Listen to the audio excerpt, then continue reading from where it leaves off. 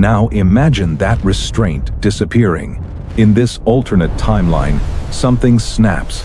Perhaps London suffers one raid too many. Perhaps civilian death tolls reach a breaking point. Perhaps leadership decides terror must answer terror. The order is given. Berlin is no longer off limits. Not precision strikes, not factories, the city itself. Berlin, 1943, the capital of Nazi Germany, still breathes. Factories hum, trains arrive on schedule, government buildings stand untouched. Yes, bombs have fallen. Yes, sirens have sounded, but Berlin has never known terror without end. Now imagine something different. Imagine Berlin burned, not for strategy, but for morale. Imagine firestorms ripping through neighborhoods, families fleeing through smoke, children lost in ash-filled streets. Imagine Berlin experiencing what London endured. What if the Allies firebombed Berlin like they did London? Would the war end sooner, or would humanity cross a line it could never return from? In 1940, London became a target, not of conquest, but of fear.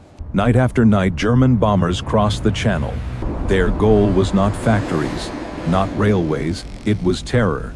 Entire neighborhoods burned. Civilians suffocated in shelters. Children slept underground for months. The Luftwaffe believed breaking morale would break Britain. They were wrong, but the damage was real, and the suffering was total. London survived, but it paid a horrific price. By 1942, the Allies faced a dilemma. Precision bombing wasn't working, factories were repaired, production continued, Germany adapted, so Britain made a choice: area bombing, firebombing, cities not targets. Hamburg burned first. The firestorm killed tens of thousands in hours. Oxygen vanished. Asphalt melted. People suffocated where they stood. The message was clear. If Germany attacked civilians, Germany's civilians would suffer too. But Berlin was spared the worst. Why?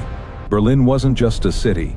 It was the heart of the regime. Destroying it risked killing forced laborers, strengthening Nazi propaganda, collapsing post-war governance, and politically, the Allies feared becoming what they fought.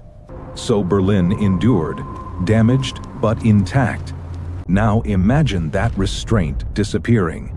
In this alternate timeline, something snaps. Perhaps London suffers one raid too many. Perhaps civilian death tolls reach a breaking point.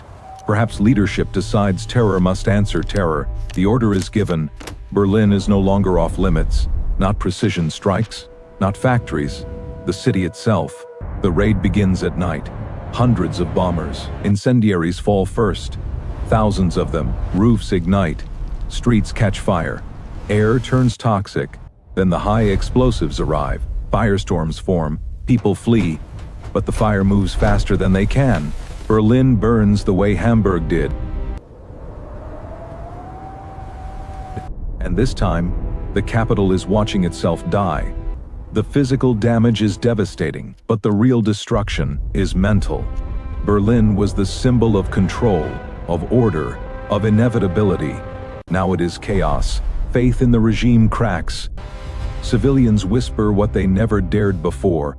This war is lost. The myth collapses.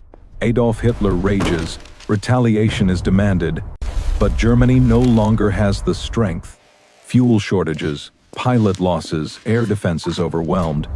There is no answer. For the first time, Germany absorbs punishment, without the power to strike back, possibly, but victory comes at a price.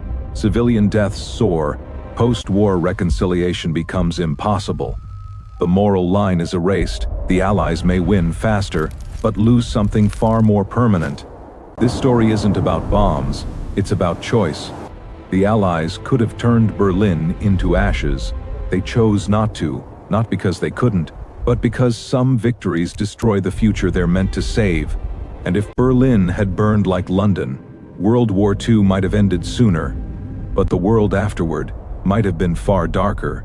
If you enjoy alternate history that explores moral breaking points, and moments where history almost chose differently. Subscribe to Battle Paradox because history isn't fixed, it's fragile.